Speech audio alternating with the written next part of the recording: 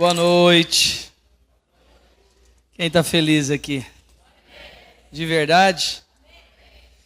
Amém. Abra sua Bíblia comigo no livro de Mateus. Obrigado. Livro de Mateus, capítulo 24.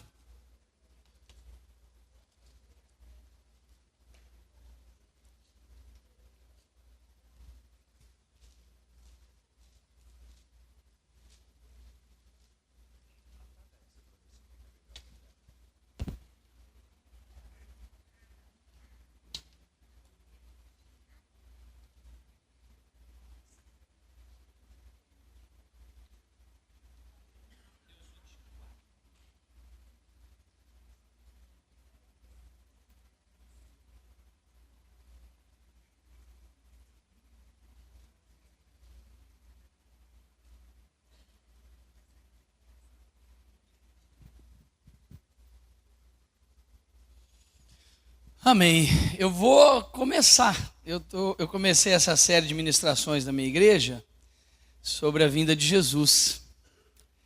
Um assunto que é triste para nós. Eu não quero falar de uma forma que seja pejorativa para vocês. Quando eu falo para nós, de forma geral, a igreja no mundo hoje, principalmente no Brasil, nós temos falado tão pouco da vinda de Jesus. E talvez nós nunca estivéssemos no momento que a gente tinha que falar tanto da vinda de Jesus do que nesse momento que nós temos vivido. Cada ano que passa, estamos no século 21, mais próximos da vinda de Jesus nós estamos. Ok? Eu não vou conseguir, eu vou fazer uma introdução hoje.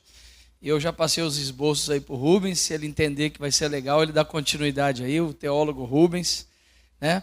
Então, eu vou gerar uma curiosidade no coração e na cabeça de muitos de vocês, amém? Nós temos muitos textos, são dezenas de textos que falam sobre a vinda de Jesus, alguns livros, Daniel, Ezequiel, Isaías, os Salmos. Nós temos muitos textos e livros do Velho Testamento que estão o tempo todo, são livros apocalípticos ou escatológicos, falando da época do fim, que fazem conexão. O Apocalipse não é o único livro que se fala do fim, tá ok? A maioria das pessoas tem uma boa dificuldade quanto à questão da vinda de Jesus. Eu vou fazer uma abertura com vocês aqui para vocês entenderem, né? Eu não sei até onde eu vou conseguir com vocês hoje, mas vou deixar os esboços dessa mensagem, porque essa é uma das mensagens que eu estou ministrando lá na nossa igreja. Nós separamos os domingos de junho e de julho para estarmos falando sobre a vinda de Jesus. Olhe para mim um pouquinho. Assim, eu me sinto na liberdade de falar isso aqui, até pela aliança que tenho com o Rubens, com a igreja, a gente já caminha junto. Existem alguns assuntos que eles são de divergência no meio evangélico. Nós vamos transformar isso aqui numa aula hoje. Posso ouvir amém? Então, não vou pregar, é uma aula. Vamos entender que existem alguns assuntos que são de divergência no meio evangélico. Vários. Por exemplo, bebida alcoólica. Pode, não pode, até onde pode ou não pode. Cada igreja local tem uma posição, cada ministério tem uma posição. Alguns acham completamente errado você tomar qualquer tipo de bebida alcoólica, também não quero entrar. Isso também é uma questão particular minha, né? Eu tenho uma posição pessoal minha, que eu posso até abrir com o Rubens. Se você me pagar uma janta um dia na sua casa, ou me levar para jantar na sua casa, eu posso até abrir o coração com você, mas a única pessoa que eu abriria aqui minha posição é com o Rubens e com a família dele. Tá? Vamos pensar em outra coisa. Sexo. O que pode dentro da relação sexual de um casal, o que não pode? Até onde pode? Pode sexo oral, pode sexo... O que pode, o que não pode? Cada lugar tem uma posição, um pensamento, e cada igreja local tem. Música. O crente pode ouvir uma música secular ou ele não pode, ele só tem que ouvir música evangélica. Até que ponto ele pode ouvir ou não ouvir? Tem linhas diferentes. Tem algumas igrejas, algumas pessoas, alguns ministérios que acreditam, converteu, você só vai ouvir música gospel, evangélica, cristã, sacra. Não, alguns lugares entendem que algumas músicas seculares não há problema de ouvir. Casamento. Deus abençoa o segundo casamento, não abençoa o segundo casamento. Uma vez casado, separou, não pode casar nunca mais. Até que ponto? Existem linhas divergentes dentro do meio evangélico e dos teólogos e dos estudiosos e das igrejas. Alguns acreditam que dependendo do caso pode-se ter um segundo casamento, dependendo da situação. Se houve adultério por parte de um, pode. Por que eu estou fazendo essa introdução? Para você entender que nós vamos trabalhar um assunto agora, eu vou falar um pouco desse assunto, vamos dar uma introdução no assunto, que também é um assunto extremamente com divisores. Essa é uma verdade. Nós temos pelo menos 4 linhas teológicas. Eu fiz um curso de teologia de 4 anos, que não me deu bacharel, um reconhecimento universitário. Como eu queria isso, eu fui fazer mais 4 anos de um curso numa faculdade de bacharel teológico. Então, na verdade, eu tenho 2 cursos teológicos. Um dos assuntos, quando em 82, alguns aqui não eram nem nascidos, eu fui para Curitiba estudar no Seminário Batista do Sul, em Curitiba. Então, um dos assuntos que eu me aprofundei bastante na época foi o assunto sobre a volta de Jesus, os posicionamentos. Existem 4, seria quase que impossível a gente falar de todas as linhas aqui, mas existem pelo menos 4 linhas teológicas básicas quanto ao futuro, ao Apocalipse, Alguns são amilenistas, outros pré-milenistas, pré-tribulacionistas, então tem várias linhas. Eu, na verdade, nunca conversei muito a fundo com o Rubens. Qual é a linha de vocês aqui? O que você pensa sobre isso? Quando nós pensamos sobre a vinda de Jesus e as linhas teológicas, nós também temos que pensar em um assunto. Jesus vai voltar. Vamos falar disso hoje. Quando ele voltar, nós vamos para o céu? Seremos arrebatados e vamos para o céu? Ou seremos arrebatados e o reino será estabelecido aqui na terra? Também não vou contar minha posição para vocês. Só para o Rubens eu contaria. Tá bom? Isso se ele me levar para jantar. Diga amém, aleluia. Aleluia, glória a Deus. Tá bom? Então, também tem uma posição. Já fui de uma posição, hoje estou numa outra posição quanto à questão do futuro. Se nós vamos para esse lugar geográfico chamado céu, se nós vamos ficar aqui na terra, porque a Bíblia nos dá margem para um conjunto de coisas. Você pega, por exemplo, o texto clássico que fala sobre isso, Tessalonicenses 4. Não vos fiqueis ignorantes a respeito dos que dormem, os que já morreram. Porque eles serão arrebatados primeiro que nós, os vivos. Depois nós, os vivos, ao soar das trombetas, seremos arrebatados e encontraremos com o Senhor nos ares, ou nas nuvens, aqui nas nuvens.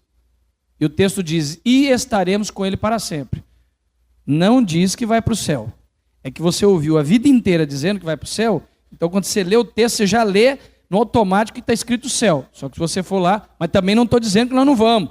Só estou te mostrando que nesse texto não fala. Amém? Quem pode levantar a mão e dizer amém?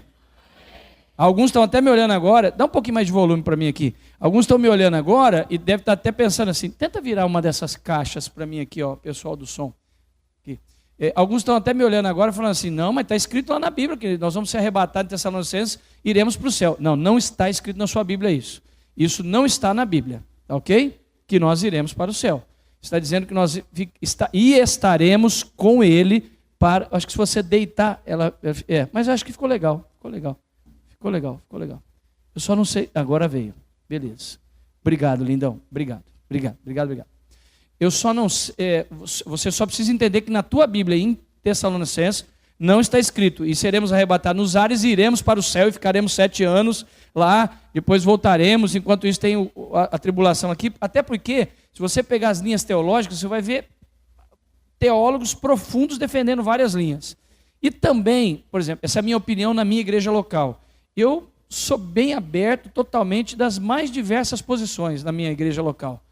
A grande maioria da minha igreja acredita que nós vamos para o céu, passar 7 anos lá, tribulação aqui na terra, até porque vem de uma linha já que é bem explorada, Alguns pensam diferente e não muda nada, o importante é sermos salvos.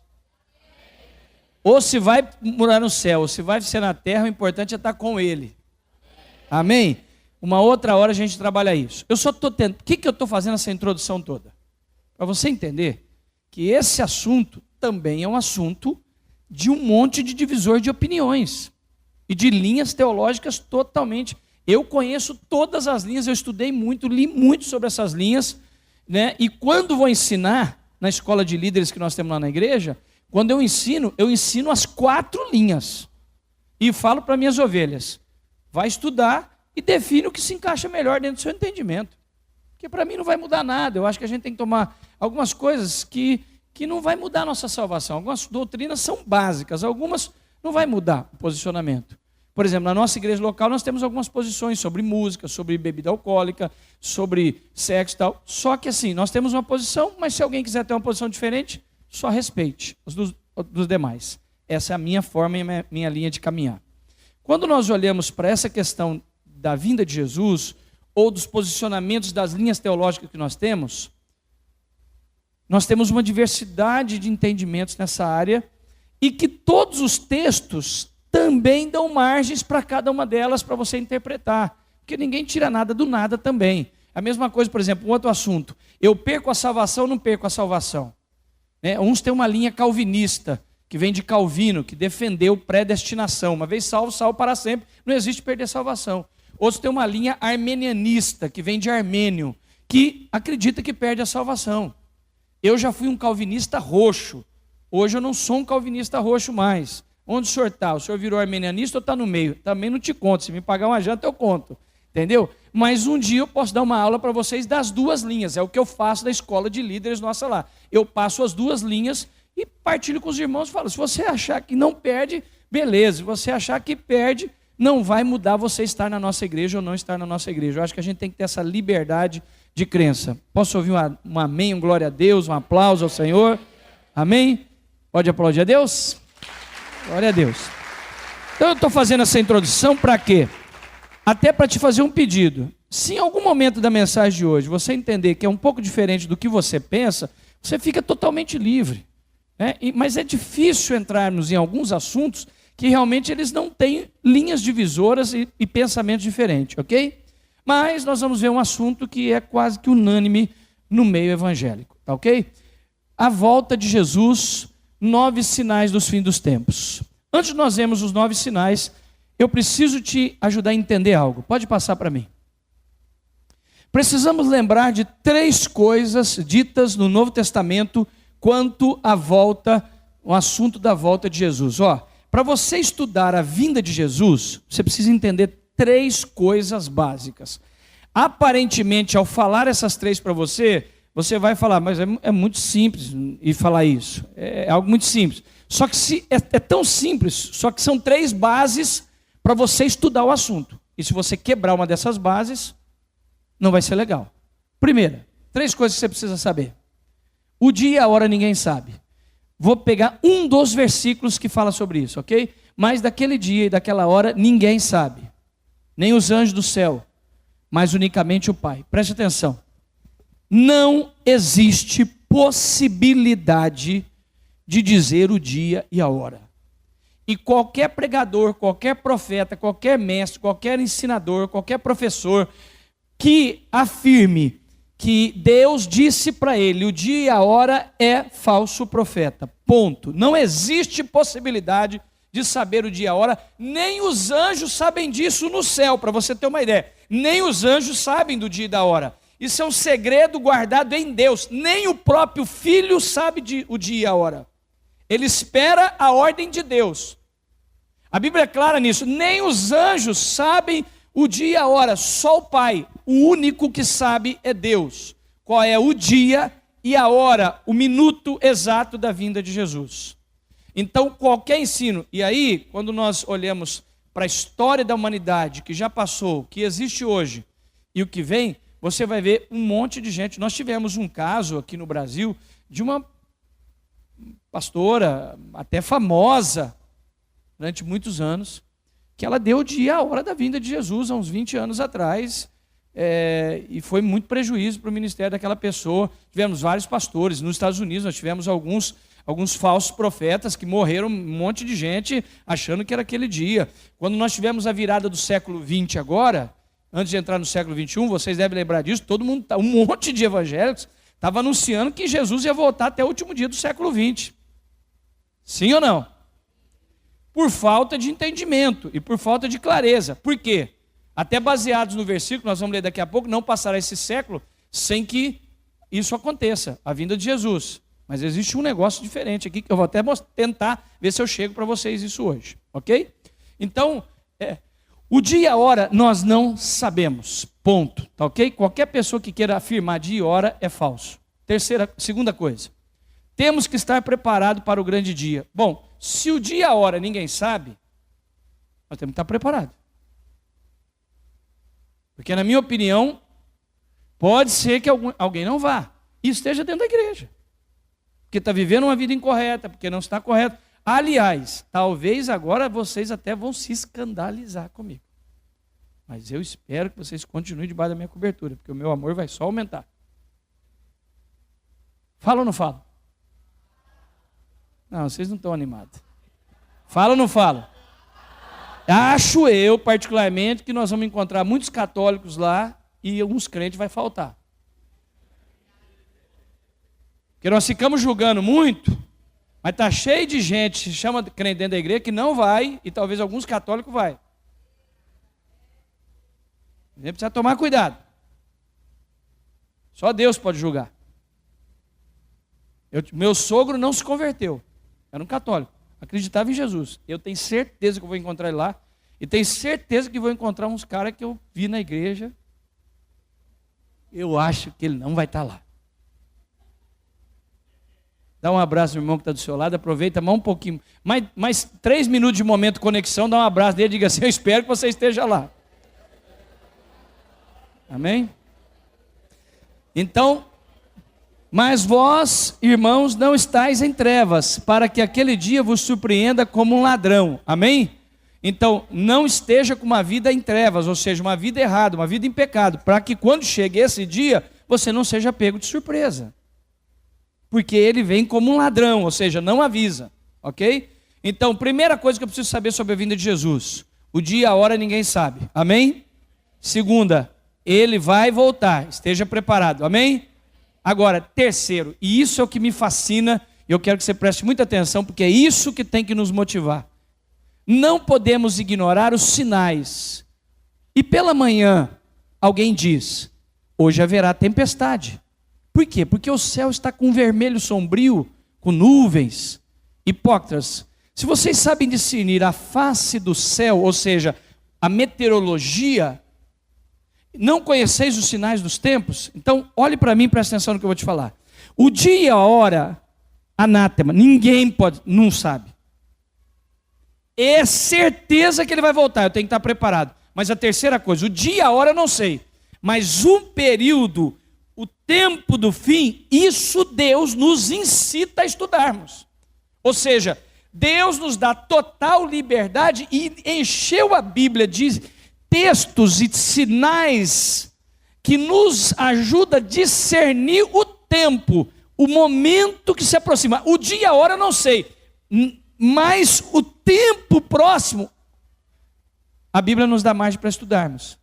E quando nós estudamos, nós podemos discernir o tempo e a hora de algumas coisas. Amém? Nós vamos ler esse texto de Mateus 24, porque eu quero só fazer ele de fundo, de vários outros que nós podíamos ler, eu quero fazer ele de fundo com vocês, ok?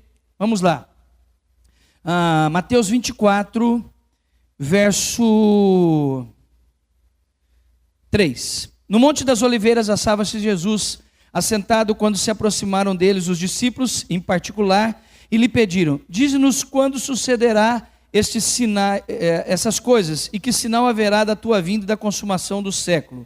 Olha para mim, Jesus está falando já da sua vinda, do final dos tempos. Os discípulos olham para ele e perguntam: tá, mas quais são os sinais? Como que a gente pode discernir que está chegando o fim? Ok?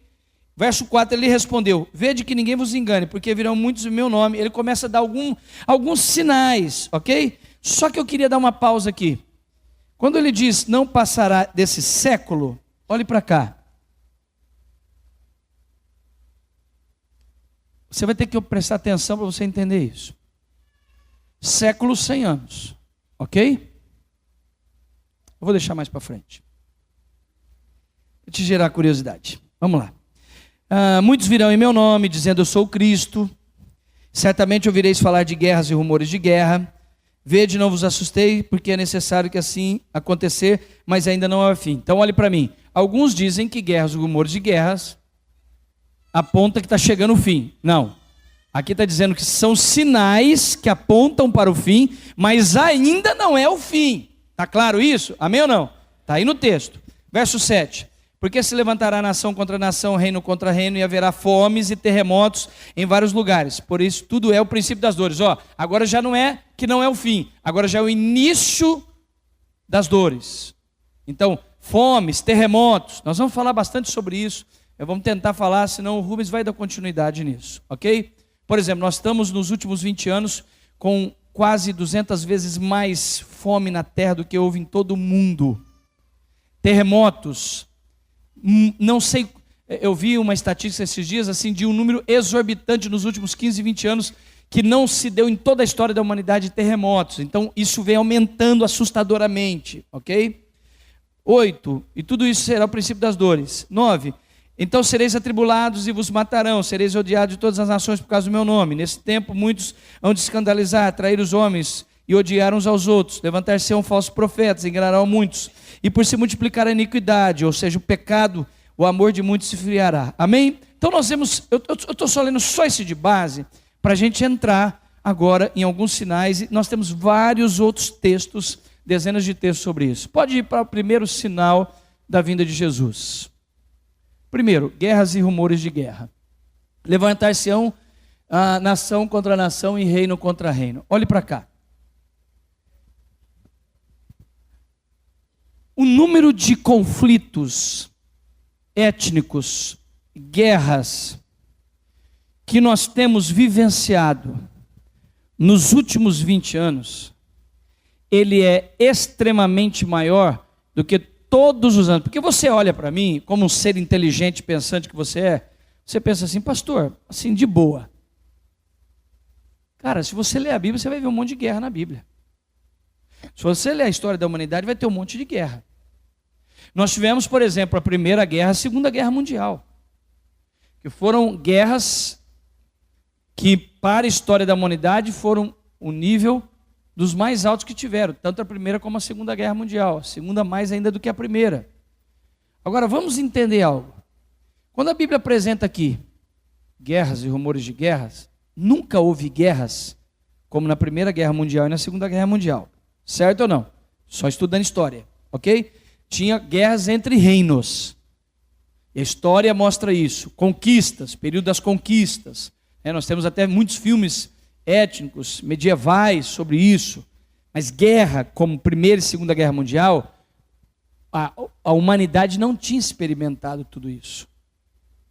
Aí você fala, mas peraí, a Primeira Guerra Mundial já tem um tempo, a Segunda Guerra Mundial já tem um tempo. Só que assim, para você entender o Apocalipse, você precisa se desconectar de um pensamento automático que já está na sua cabeça, que é a sua jornada de vida. O que eu quero te mostrar? Olhe para cá. Quando você pensa assim, 10 anos, 20 anos, 30 anos, 50 anos, 100 anos, você fala, mas é muita coisa. Quando você pensa na sua existência. Só que quando você pensa em história da humanidade, e você pega 10, 100 anos, de 10 a 100 anos, e você pontua isso em cima de 6.000 anos da história da humanidade, esses 10, 100 anos viram um ponto no meio de 6.000 anos. Quem consegue entender isso comigo? Amém ou não? Então aí muda toda a minha lógica. Aquilo que parece que é muito tempo para você, que é pouco tempo, que é muito tempo, quando você põe em 6.000 anos de história, você vai ver que é um pontinho, vira pequeno. Então a distância é muito rápida para essa história de 6.000 anos da história da humanidade, ou até de 2.000 anos quando Jesus anuncia. Só que Jesus não é o primeiro que anuncia, Jesus é um dos cumprimentos do anúncio que já estava em Ezequiel, já estava em Isaías, em Daniel, em todos os outros. Então quando você pega 6.000 anos da história da humanidade, um pouco mais de 6.000 anos da história da humanidade, e você pontua 10 anos, 20 anos, 30 anos, 40 anos, 50 anos, 100 anos, vira um ponto no meio de uma quantidade de anos dessa.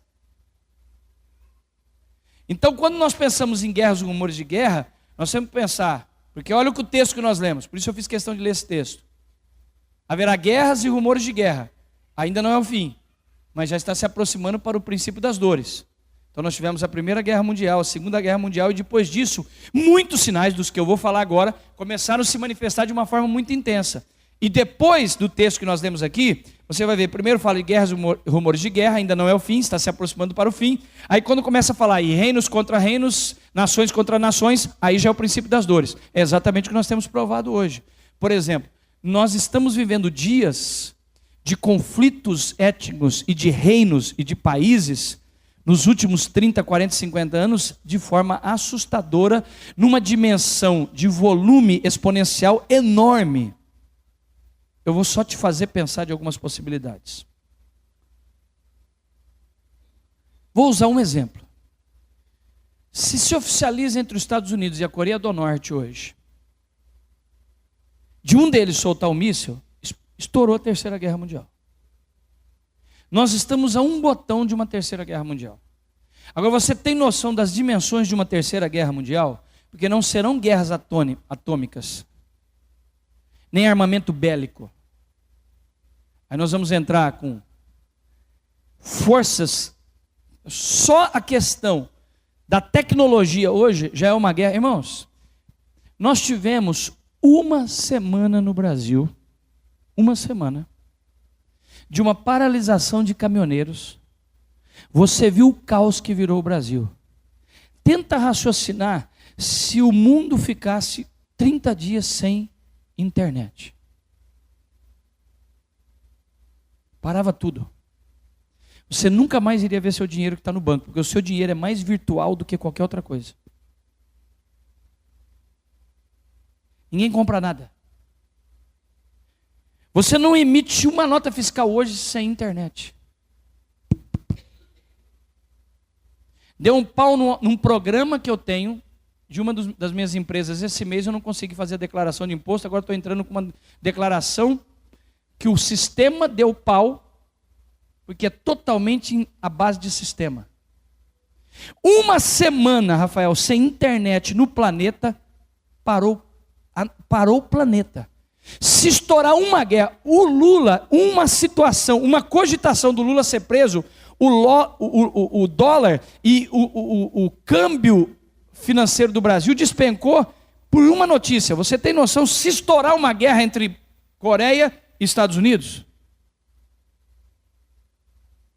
Se o mundo entrar num colapso de guerra hoje, mundial, as dimensões catastróficas serão extremamente multiplicadas, pior. Meu Deus, desculpa, cara. Eu prometo que eu compro esse vidro. Puxa vida. Não, pode ficar, tá bom, eu não mexo mais. Não, tá, eu não vou mexer mais, eu prometo. Pode deixar, tá bom, não precisa. Senão vocês vão perder, não precisa, pode deixar, tá bom. Não, vai que quebra outra. Isso é um sinal do Apocalipse, cara. Quando um pastor estiver pregando e quebrar um vidro, ele está às portas. Então você pega e olha as dimensões hoje das guerras, assim, o que pode acontecer, por exemplo, hoje, guerra química, né? Eu estava lendo um pouco sobre guerra, esses últimos dias eu tenho lido sobre isso. Eu estava lendo quais são as estratégias de guerra, se estourasse uma terceira guerra. As primeiras bases a serem atingidas por qualquer nação é fontes de combustível, de água e de alimentação. Hoje, se estourar uma guerra, uma das primeiras coisas a serem bombardeadas, fonte de água de uma nação, fonte de alimentação, fonte de combustível e energia. Para tudo. Quando nós tivemos a Primeira e a Segunda Guerra Mundial, Primeira Guerra Mundial, a maioria da população, ela era autossustentável. Ela tinha suas provisões dentro de si mesmo. A Segunda Guerra Mundial ainda não havia tecnologia. Hoje, os supermercados hoje não têm estoque. Você é um especialista nessa área. Eles trabalham com estoque enxugado.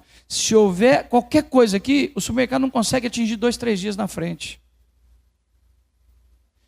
O que eu estou tentando te mostrar? A dimensão que hoje seria, e a aproximação, e o quanto hoje é real a possibilidade de mais uma guerra. É estrondosa. E o volume de guerras pequenas em volta do mundo hoje é assustador. Nós nunca vivemos, pastor, mas sempre teve. Mas o que vem acontecendo no século 21 é extremamente acima do que aconteceu em todos os outros séculos na história da humanidade. Segundo, eu vou correr, tem muito detalhe para me dar um pouquinho mais. Catástrofes naturais. Eu fiquei impressionado com isso. O número de terremotos no planeta Terra nos últimos 20 anos é 200 vezes maior do que em toda a história da humanidade catalogada. Estou falando que é 200 vezes maior nos últimos 15, 20 anos do que em toda a história da humanidade. Mas não tinha terremoto antes? Não, como tem hoje. É assustador. Catástrofe natural. E haverá vários lugares, grandes terremotos, fomes. Deixa eu dizer uma coisa para você.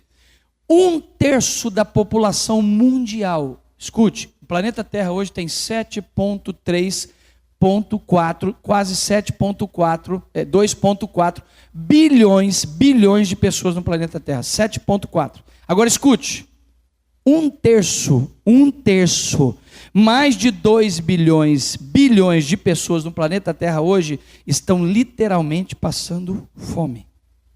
Só na Somália, está morrendo em torno de 15 a 20 mil crianças por mês de fome. Você tem noção do que é isso? Irmãos, sabe que é difícil pregar sobre isso no Brasil. No ano de 94, acho que nem o Rubens sabe disso. No ano de 94 eu estive num projeto em Angola. E eu abri uma igreja em Malange, que fica quase na divisa do Zaire. É uma das maiores igrejas lá em Angola hoje, tem mais de 3 mil pessoas. E o pastor, que é o presidente da igreja, foi eu que batizei ele, é o Cacindo. Eu converti ele, batizei, ordenamos ele ao pastorado e ele é o pastor dessa comunidade lá hoje, comunidade evangélica de Malange. Foi uma igreja que nós abrimos lá, está lá até hoje, eu preciso voltar lá. Quando eu estive na Angola em 94, quando eu voltei de Angola, eu vi tanta fome, porque estava no auge da guerra, eu vi tanta gente morrer de fome, eu vi criança comer terra com milho na minha frente. Até hoje, a minha esposa diz que eu nunca mais fui normal. Às vezes eu sonho com essas coisas. Quando eu voltei de Angola, eu fiquei quase 1 ano sem conseguir entrar num restaurante e conseguir comer no restaurante. Porque eu não conseguia conceber tanta miséria que eu vi, tanta fome com tanta fartura que nós temos aqui. Eu tenho quase que certeza, a não ser que haja um milagre aqui, de alguém aqui ter passado por uma situação de guerra ou ter ido num lugar de conflitos de guerra. Então nós não temos noção. Irmão, se você não tiver o que comer, você sai batendo aqui, você não bate 3 casas que alguém vai te dar um pedaço de pão para você comer. Se você pegar o número de crianças em campo de concentração hoje, a Europa está sendo, eu tenho ido lá, a Europa está vendo um êxodo de pessoas migrando do Oriente. Você não tem noção hoje de navios, agora, nesse exato momento, são milhares de navios,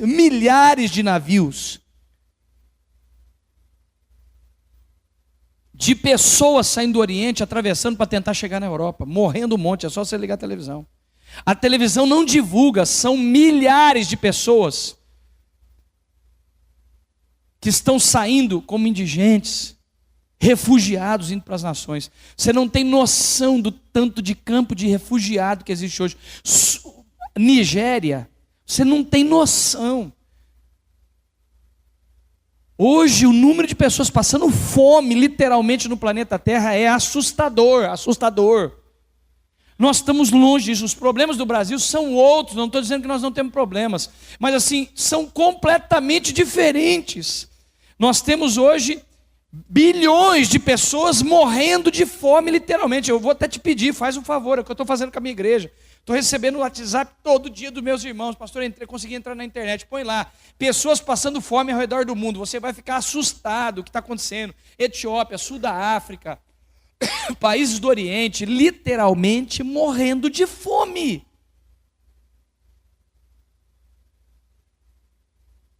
Eu te peço isso, antes de dormir em casa hoje, abre sua internet lá em casa e põe lá, pessoas morrendo ao redor do mundo de fome. Você vai entrar em pânico do que está acontecendo no mundo. É que a gente entra nessa bolinha chamada nosso mundinho aqui, Guariba, nossa região, com todas as dificuldades. Você vem para cá e ainda reclamando de um monte de coisa, que a vida está difícil. Vida está difícil. Nós estamos no paraíso. Por isso o profeta disse: se sente cansado com os que caminham a cavalo, como estaria se estivesse andando a pé? Se te sentes cansado em lugares de bênção, como estaria se fosse num deserto? Irmãos, assim, se eu sentasse com você e contasse o que eu vi durante o período que eu fiquei na África, é assustador. Quantas pessoas eu vi morrendo na minha frente, igual matar galinha. O mundo hoje vive um caos. Então isso que nós estamos falando aqui não é um negócio longe não, porque a gente lê Bíblia, mas parece que está longe. Lógico que está longe. Só que a realidade de 1/3 da população... Irmãos, vou repetir, para tentar entrar na sua cabeça. Eu estou falando de 1/3 da população mundial. Cada 3, 1 morre de fome no mundo hoje. Está morrendo de fome no mundo.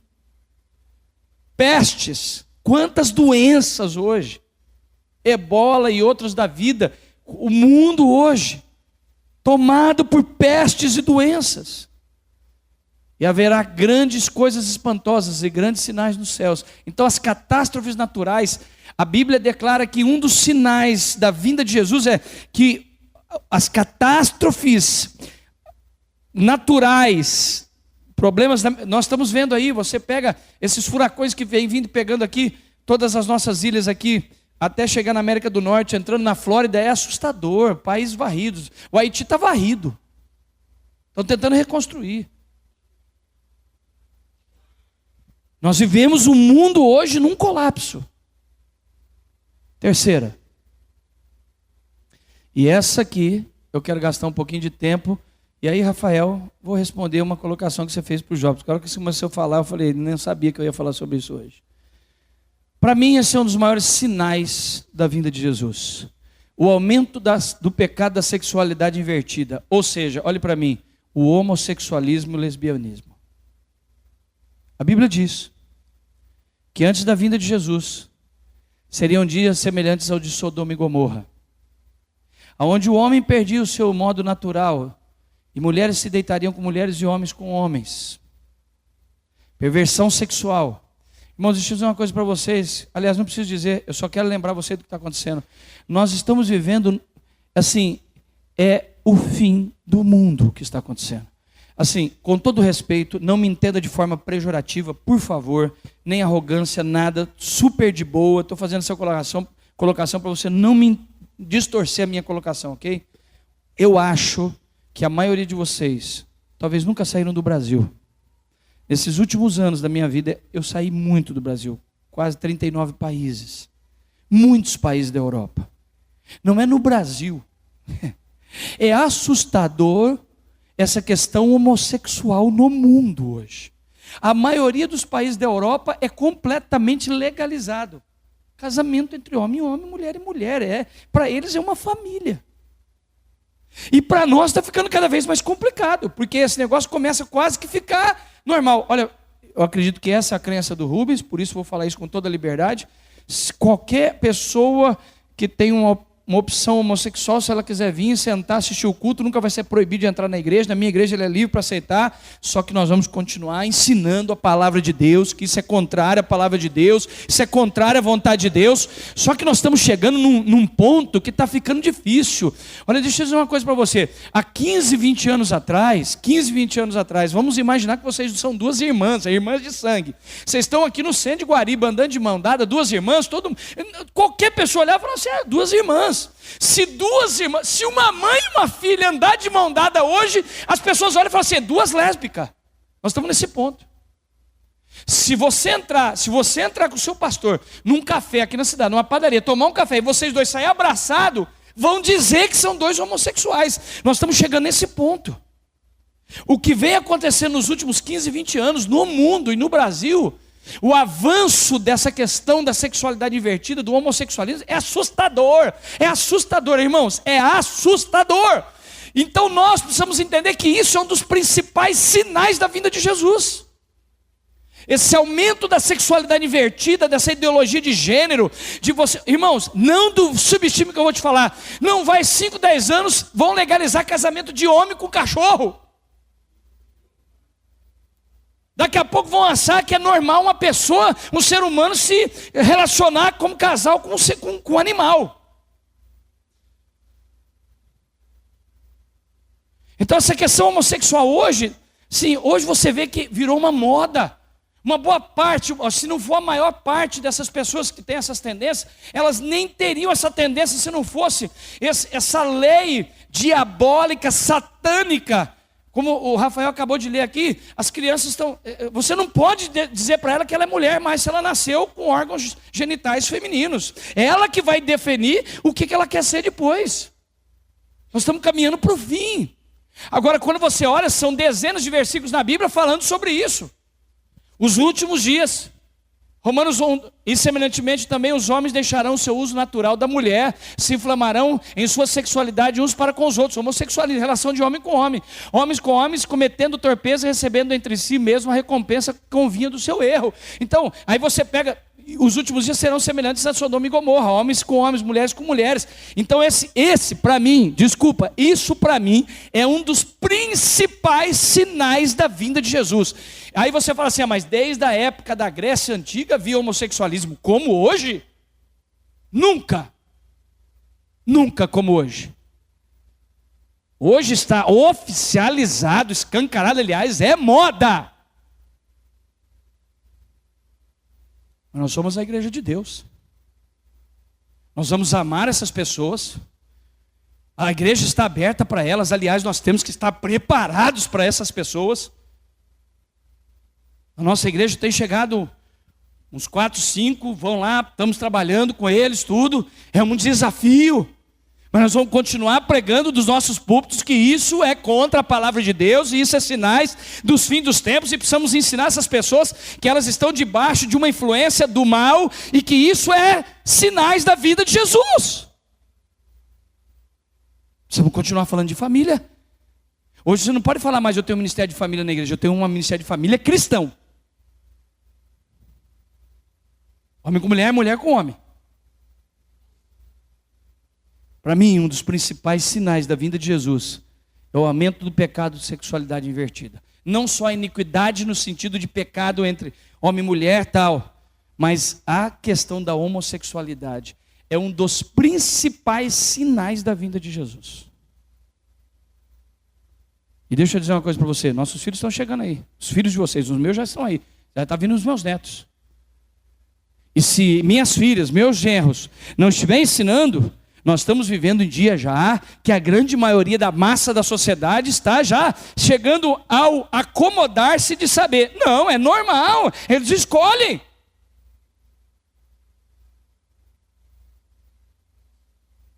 E isso é sinais da vinda de Jesus. 4. A multiplicação da ciência e do conhecimento. Cara, eu comecei a ler sobre isso hoje. Irmãos, só um detalhe. Eu não estou dizendo que a multiplicação da ciência e do conhecimento é algo mau. Até porque a ciência e o conhecimento sendo multiplicados, as pessoas até de alguma forma têm o lado bom disso aí. Amém? Só estou dizendo que é um sinal da vinda de Jesus. E nos últimos séculos 20, 19 e 20 para 21, cara, o avanço no século 20 e 21, o aumento da ciência e da tecnologia, irmãos, raciocina. Eu estava morando em Barrinha há 20 anos atrás, 20 aninhos. Você fala, mas muitos anos. Lembra, 20 anos diluído em 6.000 anos. É um ponto, sim ou não? 20 aninhos atrás. Estava em Barrinha, eu lembro, quando eu comprei o meu primeiro celular. Tijolão enorme. Que eu ficava, cara, isso é coisa de filme, de ficção. Irmãos, estou com vocês aqui agora.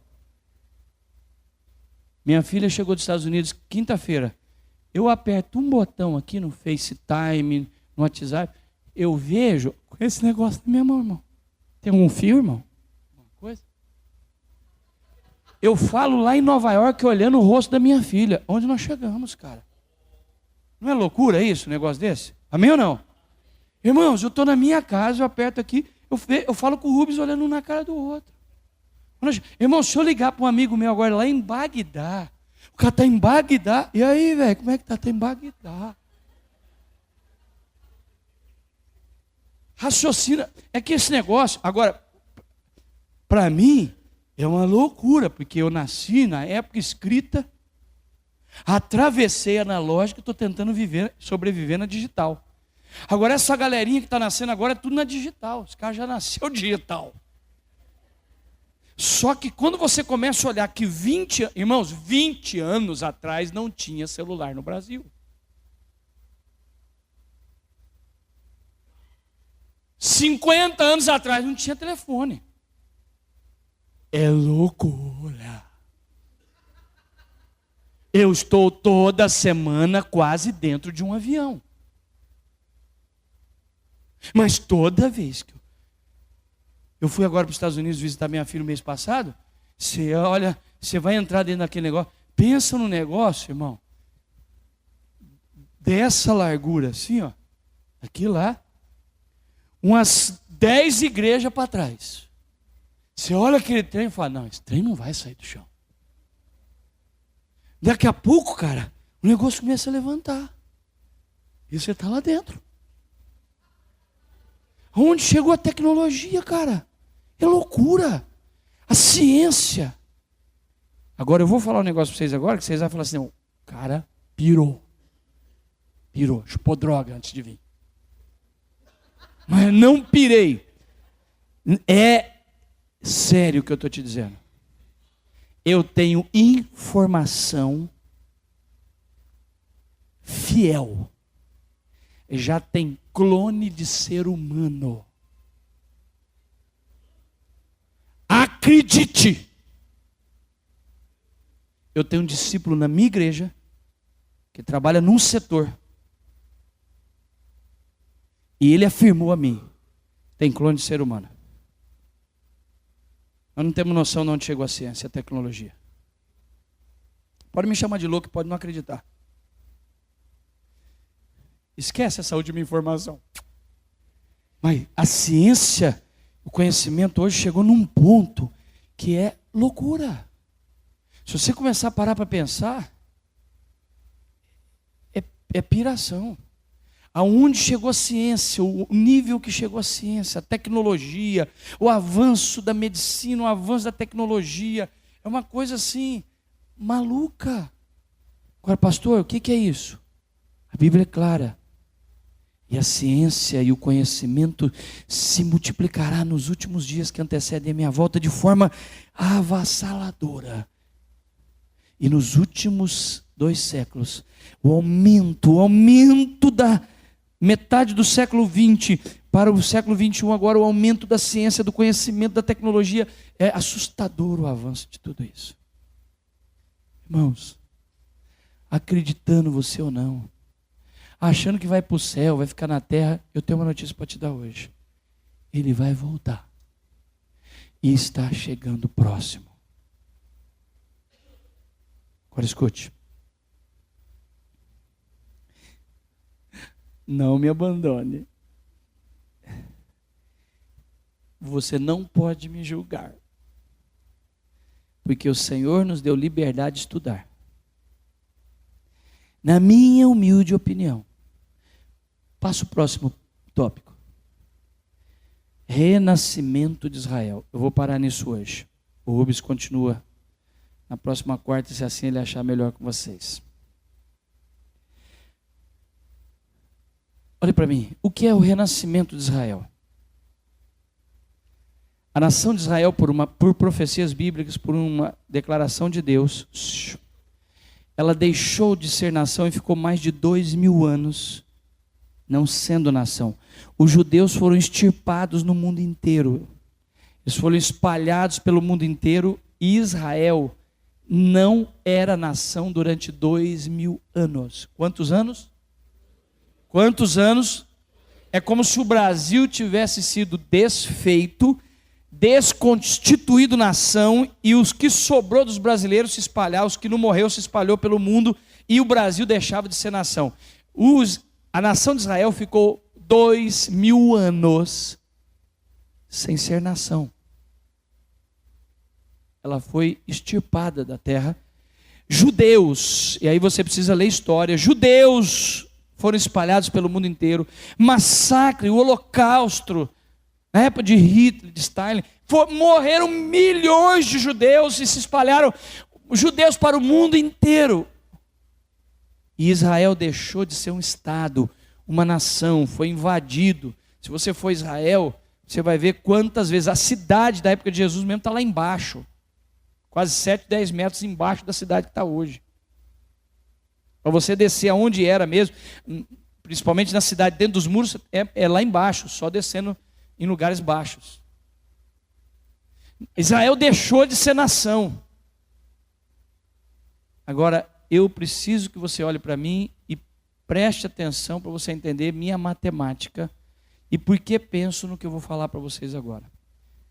Particularmente, acredito que nós estamos à porta da vinda de Jesus, mas, na minha opinião, e há uma chance de eu estar errado, então, viva uma vida correta.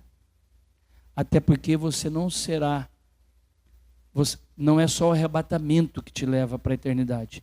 Você pode morrer hoje. Você tem duas chances. Acredito que alguns de nós aqui, uns não vai dar tempo. Uns eu talvez consiga, dentro da minha teologia, mas talvez vá.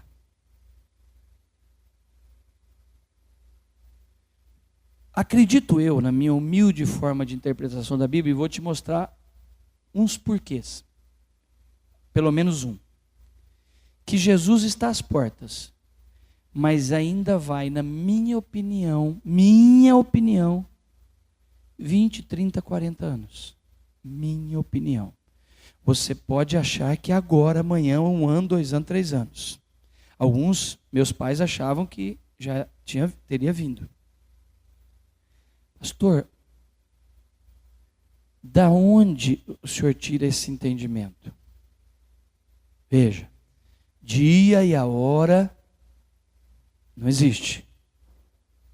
Tempo, aproximação. Quem está comigo, diga amém. O texto diz: não passará este século sem que isso aconteça. Não passará este século. Olhe para cá. Um dos principais sinais da vinda de Jesus, para mim, na minha opinião, de todos que você pode, eu só estou dando 5, vou parar nesses 5. Esse aqui para mim é o principal sinal. Porque ele se refere à nação de Israel. E queira você ou não, Israel é um ponto na história. Jesus veio para o que era seus, João 1:11. Os seus, os judeus não receberam, então ele se abriu para todos. Por isso nós temos esse acesso. Mas há algo diferente com Israel. Em Isaías 66, Isaías 66:8, que é uma das profecias milenares, mais observada por todos os teólogos, e aqui eu vou dizer para você que eu já estudei sobre isso, as 4 linhas de teólogos, todos pensam a mesma coisa sobre isso. Isso é unânime, é um dos poucos sinais unânimes em cima de todos os teólogos. Quem jamais ouviu tal coisa? Ou seja, Deus através de Isaías está perguntando, alguém já ouviu uma possibilidade dessa? Quem, pois, viu alguma coisa que possa ser semelhante a essa? Pode acontecer de nascer uma terra ou uma nação, nasceria uma nação de uma só vez, em um só dia, uma terra em um só dia, em uma só vez? Mas Sião esteve de parto e já deu à luz aos filhos. E Isaías está falando da vinda de Jesus. Então olhe para mim. Durante 2000 anos, a nação de Israel, ela deixou de ser nação. E os judeus foram espalhados por todo o mundo. E Israel não era nação, era invadida. Em 1947 para 1948, a ONU sancionou uma lei em um dia e declarou Israel como nação-estado novamente. E se cumpre a profecia de Isaías 66:8, quase 3.000 anos depois, quando Isaías disse, porventura uma nação poderia nascer em um só dia? Em 1947 se decide, em 1948 se faz o sancionamento pela ONU. Eu tenho uma notícia boa para te dar. Um brasileiro estava lá assinando o decreto, por isso o Brasil tem bênçãos. Estados Unidos, porque apoiam os judeus. Em 1948, se é sancionado um decreto que Israel passa a ser nação novamente, e se cumpre. Dessa data de 1948, judeus do mundo inteiro virou um êxodo voltando para Israel. Não havia mais judeus em Israel. Hoje, só em Jerusalém tem mais de 1 milhão de judeus. Só em Jerusalém. Fora em todo Israel.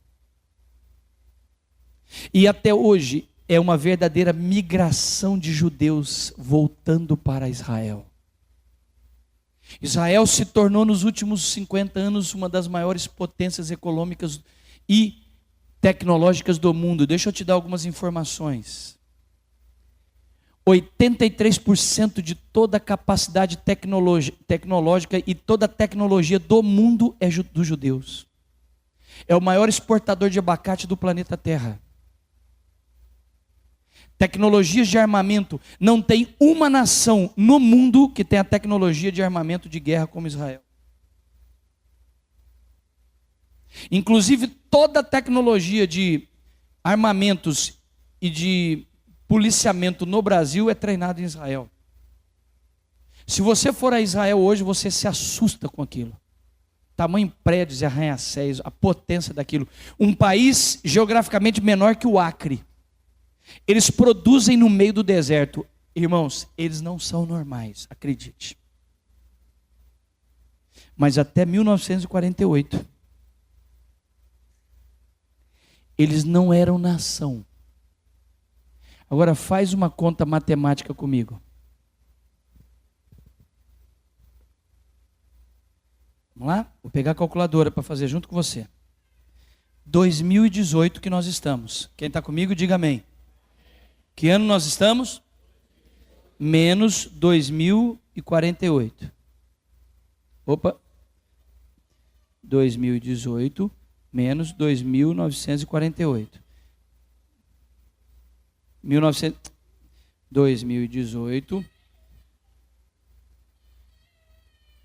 2018 menos 1948. 70 anos, certo? Sim ou não? Sim ou não? Se esse é um dos principais sinais da vinda de Jesus, e o Senhor diz assim, não passará esse século, não passará do quê? A partir do momento dos sinais. Se esse é o principal sinal, nós estamos a 70 anos do início dos sinais. Por que eu disse que Jesus volta nos próximos 30 anos? Porque nos próximos 30 anos vai dar o tempo. Não passará este século, esses 100 anos, assim que os meus sinais se comprovarem. E um dos principais sinais é que em 1948 se cumpriu a profecia de Isaías. Eu posso estar completamente errado. Acho que não. Mas acho que nos próximos 20, 30 anos, nós estamos recebendo a vinda do Messias. Pastor, por que o senhor pregou isso para nós hoje? Eu tenho um objetivo para ter pregado isso para você e um objetivo porque eu estou pregando isso na minha igreja. Eu queria que você olhasse para mim com muito respeito agora e recebesse essa palavra da parte de Deus. Olhe para mim. Se isso é a verdade da nossa fé, da nossa crença, Ele vai voltar. A minha pergunta é: o que você está fazendo da sua vida? Quanto de você tem dado para Deus? Quanto do seu tempo você está servindo a Deus? Não há nenhum problema de você ter coisas aqui. Eu sou um conquistador. Vocês têm um pastor conquistador. Nenhum problema, não estou dizendo para você parar de fazer tudo que você tem que fazer da vida. Continue trabalhando. Você tem sua família para cuidar. Mas eu tenho uma palavra de Deus para te dar. Ele vai voltar. Se você acha que o reino vai ser estabelecido aqui na terra, ele vai voltar do mesmo jeito e você vai ser julgado. Se nós vamos para o céu, ele vai voltar. E o fim está próximo. Seus filhos serão arrebatados. Eu não tenho dúvida disso. Alguns aqui serão arrebatados. Alguns ainda vão passar pela morte. Porque muitos de nós aqui, talvez eu, morreremos nos próximos 20, 30 anos. Mas alguns de nós não morrerão nos próximos 20, 30 anos e você vai receber a vinda de Jesus. Mas nós temos vivido dias no meio evangélico que a gente ouve ensino de tudo.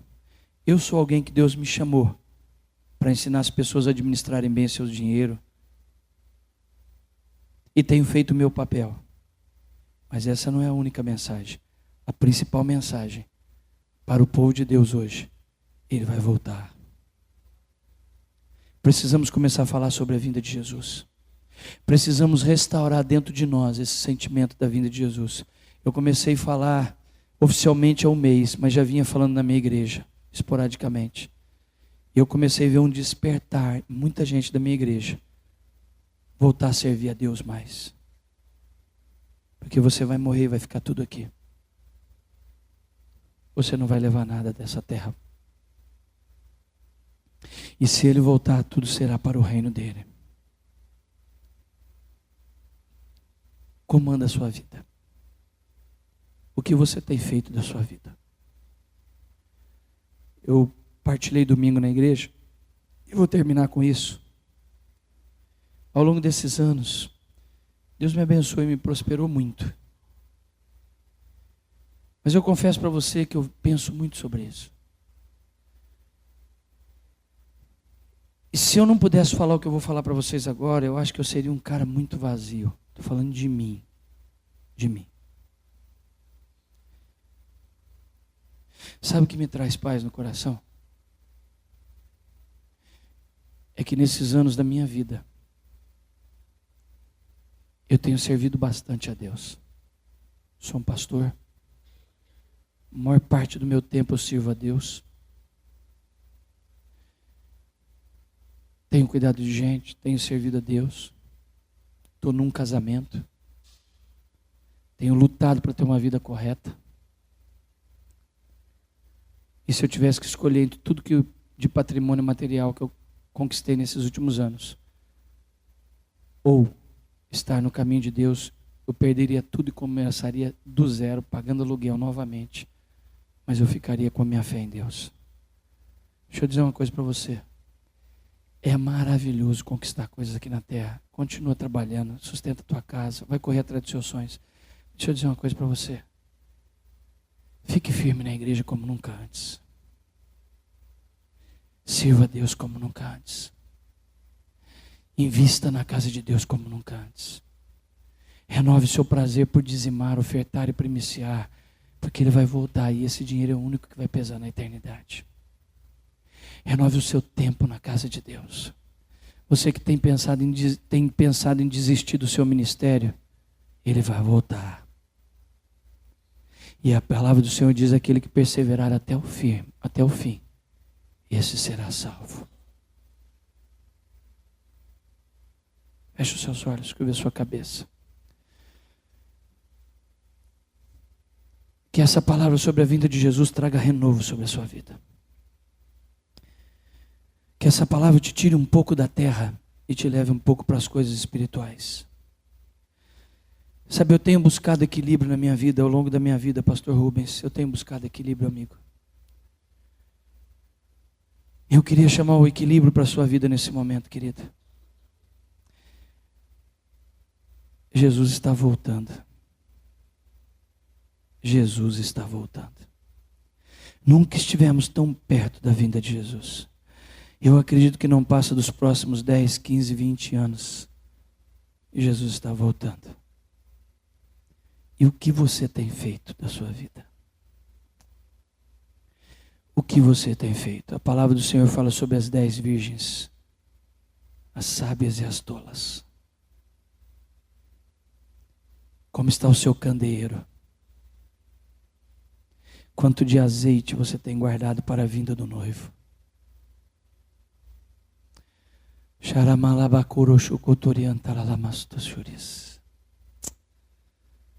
Oh, quem tem ouvidos, ouça o que o Espírito diz à igreja. A vinda do Senhor está próxima. O que você tem feito da sua vida? Se você tem estado desanimado no caminhar de Deus, renove as suas forças, pois o seu Messias está voltando. Renove suas forças, renove-se interiormente no seu ministério. Porque nos últimos dias o amor de muitos se esfriaria. O amor pelas coisas de Deus se esfriaria. Quem perseverar até o fim será salvo, diz o Senhor. É tempo de nos colocarmos diante de Deus. Nunca houve um momento na história da humanidade onde estivéssemos tão próximos da vinda de Jesus. E cada dia que você vive se aproxima da vinda dele. Talvez alguns de vocês se encontrarão com ele no arrebatamento. Mas caso você morra antes, a pergunta é: você está preparado? Como você tem vivido sua vida?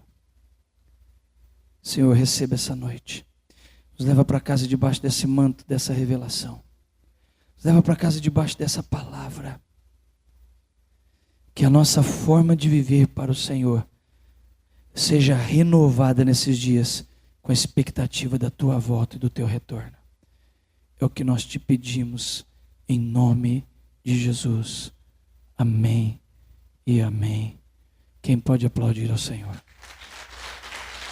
Amém.